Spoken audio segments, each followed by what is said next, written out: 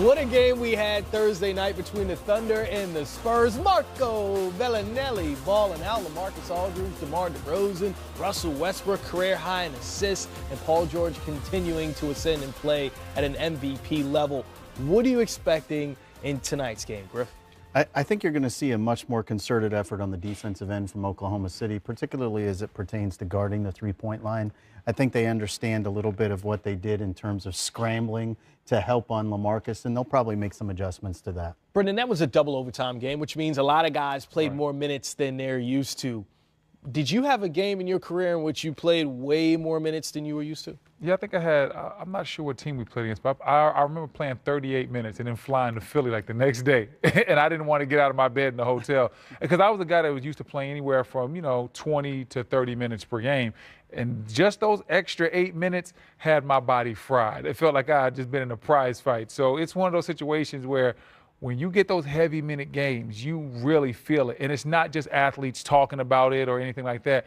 You really feel physically fatigued, your legs feel heavy, and that's why it's important that you find a way to take care of your body, whether that's making sure you get proper ice, massage, stretching, whatever, but you have to make sure you're ready to bounce back. I was young, I didn't do any of those things, so I was on slow motion the next day. So basically what you're saying is there's no way we should expect the Spurs to come out and hit their first 14 three-pointers. Doubt it. First 14 three-pointers, that's a little tough to do. I think it was a great game on Thursday. I think the score is going to be down a lot. I think the Spurs are a very good offensive team right now, one of the most efficient in the league, but I don't think they're going to come out that red hot. I think we're going to see these teams come down scoring quite a bit. It's interesting because even in a loss, sometimes you see the best of a team. I think that's what we saw with the Thunder, Griff. It seemed as if Russell Westbrook, trusting his teammates, making the extra pass, some of the guys we deem as role players hitting big shots for the Thunder, that felt like a growth game for them. Yeah, certainly what they got out of Terrence Ferguson was a really good sign. And if that's something that can continue and they can grow from there, I think it would be a real positive for them. Really, one of the things that they lack is a two-way wing that can give them shot making and defense. And if Terrence can be that guy, that would be a big help for this club. Yeah, Terrence Ferguson is the next level athlete. He has some spectacular plays where he's flying above the rim. If he can be consistent from a defensive standpoint and hitting shot standpoint, that's exactly what OKC needs. They need him to develop into that. That would open up so much more driving lanes for guys like Schroeder, Russ, Paul George. If he was that steady guy you could see in the corner that just didn't miss threes. So Terrence Ferguson took some steps on Thursday. Hopefully he can continue that tonight. How about a next-level athlete that plays below the rim, someone you're familiar Who's that? with? The Auto Trader starting lineups for the Spurs and the Thunder. Pau Gasol out there at the center position. I guess, like you were saying, don't necessarily need the defense as much on a guy like Steven Adams because those are too good. Well, and Pau is healthy now, too. He was out for a big span of that where they were really tinkering with the lineup and playing Jakob more.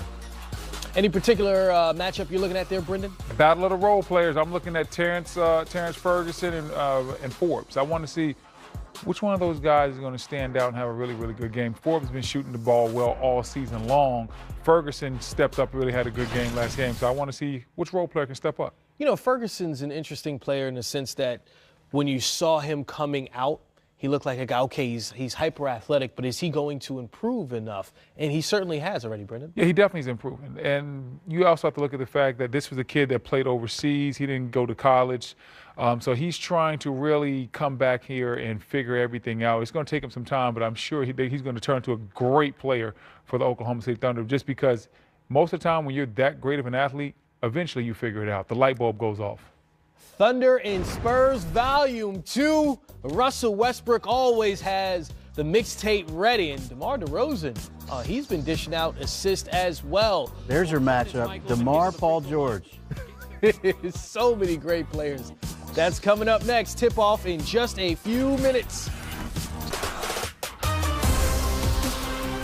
Welcome into the Auto Trader pregame show. Chris Miles here with David Griffin, Brennan Hayward. Hey, the Spurs and the Thunder rematch of Thursday night's game, and LaMarcus Aldridge in that Thursday night game put up a career-high 56 points. Spurs hit their first 14 three-pointers. Wow. And tonight we get an encore between those two teams.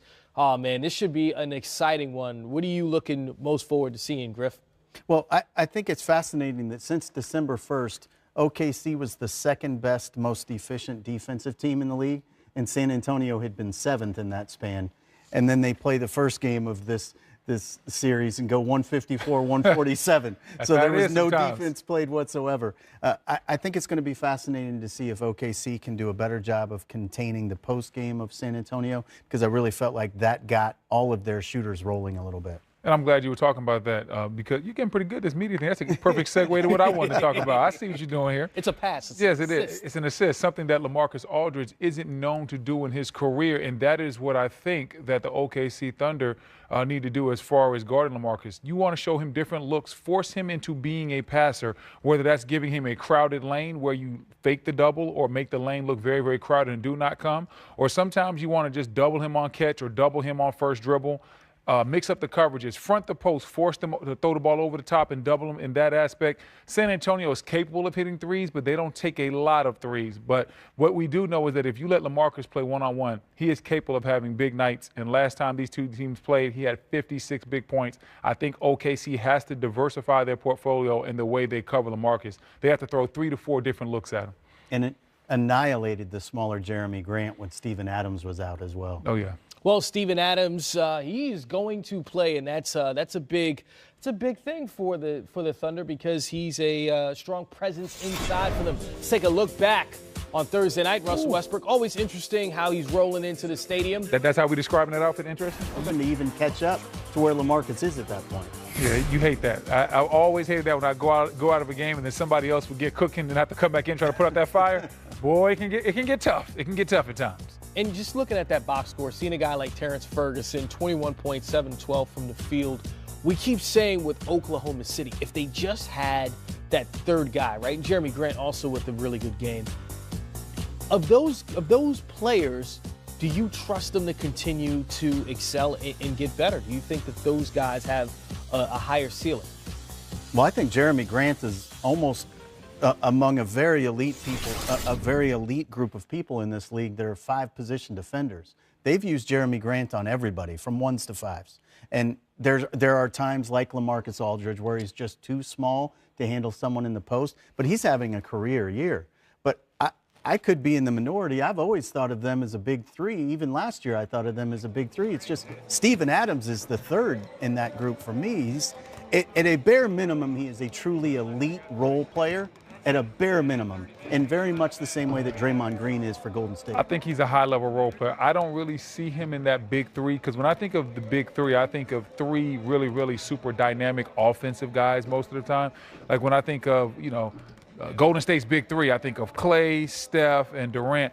When I think of OKC, I think of the big 2, and I think of Steven Adams being a super, super duper role player who plays his role to the best of his abilities. And so that's why I view him at. But to go to your point about shooting, I do think they still need an elite shooter. I like what Grant has done. I think he's improved a lot. To your point, Griff, he is a guy that plays tremendous defense and probably the most versatile defender in the league. But when you talk about a playoff series, and you talk about teams shrinking the floor against Paul George and Russell Westbrook, they're going to give guys like Ferguson, Grant, Schroeder all the jumpers they can handle because if you're a team, you're saying, hey, I know Paul George is good enough to beat me. I know Russell Westbrook is good enough to beat me. But I don't know if Ferguson can hit 3 out of 7 jump shots 7 games in a row in the series. I don't know if a guy like Schroeder, who's an excellent driver and gives them good minutes, I don't know if he can beat me consistently from the perimeter, and that is what teams will try to do, kind of similar to how OKC was built before Durant left, and they would make the guys like Robertson and Dion Waiters beat them because you know that you don't know, but you'll live with those guys beating you. I think they need a shooter. Well, looking at their front line, Steven Adams with the ankle issue, he will play again tonight. But how do you view their depth? Let's say, for instance, you see him go down with the ankle. If he has an issue late in the season or if he gets into foul trouble in the game, what do you think of their depth up front? Well, I like what Nerlens Noel brings, and hopefully he'll be back soon. We're hoping he gets a speedy recovery. That was a gruesome hit that he took. But I think Nerlens Noel gives them a little something behind Steven Adams. I like the way he's played this year. He's solid. He's not Steven Adams. He's not on his level, but he can give them something on the inside so they have a little bit of a post presence when Steven Adams isn't playing. Patrick Patterson absolutely was not an answer for them the other night on LaMarcus Aldridge. The fewer minutes he can play in this particular matchup, the better. But again, in the absence of Nerlens Noel, they really don't have anything behind Steven Adams. Certainly, Steven Adams, you see him moving nicely, looking like he's going to be able to perform tonight for the Oklahoma City Thunder as they face the San Antonio Spurs. That last game on Thursday night, instant classic. What's going to happen tonight? We're going to find out in a few minutes. Slow down LaMarcus Aldridge, who scored 56 points against them, a career high on Thursday night. And on the flip side of that, do the Spurs have an answer for one PG-13? Paul George averaging over 30 in his last 11 games. Speaking of a recent run, congratulations once again to Coach Greg Popovich, who passed Jerry Sloan for third all-time in wins in NBA history. I mean, we know how great Pop's been, but just hearing that number is special. Now, Brendan, we talked about this almost a month ago when the Spurs finally looked like this great 2.5-decade run seemed to be slowing down. Since then, look at what they've done. Actually 14-4 since early December. What do you see as being the key to that turnaround, Brendan? I mean, we sat here and thought, wait, is this finally it happening? And you said, no, can't rule the Spurs out just yet. You can never really rule the Spurs out just because Pop is going to find a way to do Pop-type things. And that just means that he's going to tinker and play around with the lineup and play around with their style of play until he finds what fits for that unit. And that's why I give Pop so much credit. A lot of coaches can't do that. Not that those coaches aren't good. They just know what they know, and they coach really well inside their box. I've had some coaches that they know the Princeton offense or the triangle offense, and that's all they know. Greg Popovich, he can change it up. He can run some triangle principles. He can run some individual post principles. He was the godfather of this ball movement era. He can do many different things, and he's found a way to spark this team. And a lot of it is by getting LaMarcus involved, of course, getting DeMar involved in good areas. I think Forbes at the point guard has really helped solidify things. And they're not shooting a lot of threes, but they're getting quality threes, and they're knocking those three downs. And the most important thing, they've become better defensively. At the beginning of the year, defensively, the Spurs were a joke. Now they're back to being the respectable defensive team they have been for the last decade. Yeah, I think they bought in on a style for sure, and it starts with LaMarcus Aldridge. They are playing through LaMarcus almost every possession one way or the other. DeMar DeRozan is really being taken advantage of from a playmaking perspective, much more so even than the scoring aspect of what DeMar does. He's really gotten the ball moving to a point where everyone they bring in off the bench is getting really good looks. You saw in that graphic, they're leading the league in that span in three-point shooting. Davis Bertans coming in, shooting 52% during that span from three. Bellinelli's shooting 46%. Bryn Forbes is shooting 44%.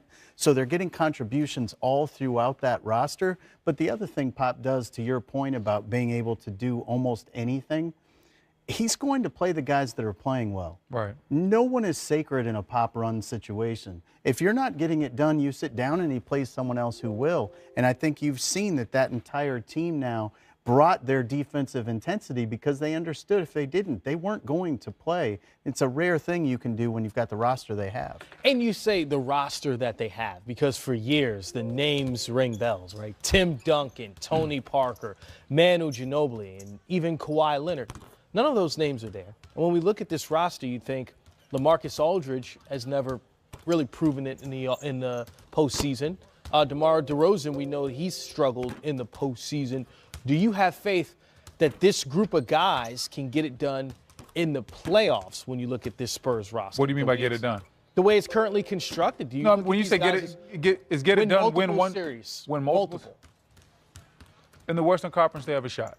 They have a shot. Like, I can't say, because the Western Conference, I don't really have faith in anybody outside of the Golden State Warriors. I have questions. Even the Denver Nuggets, who are number one in the Western Conference right now, those young guys for the Denver Nuggets have never been in a playoff series. So I have no confidence in anybody outside of Golden State to win multiple series because I don't know who's going to look like what, how teams are going to look as far as when the lights get the brightest in the playoffs because there's so many different teams that are so close.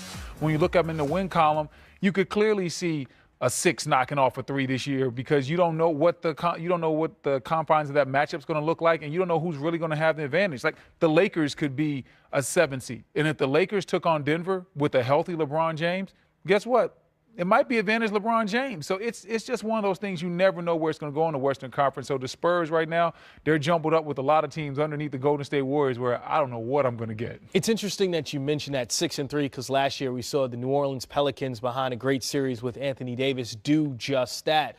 And when you look at what you said, LeBron James as being LeBron James, you always got to consider him to be a guy you pick in a series. But the Spurs don't have that type of player, as you say, pole one type of player, right, Griff? So do you see this roster, or is Pop just that great that they can do it without a pole one player? Well, Pop is special good, and that's not a surprise. We showed the graphic. He's third all-time in wins, and he's been special good for 20 years.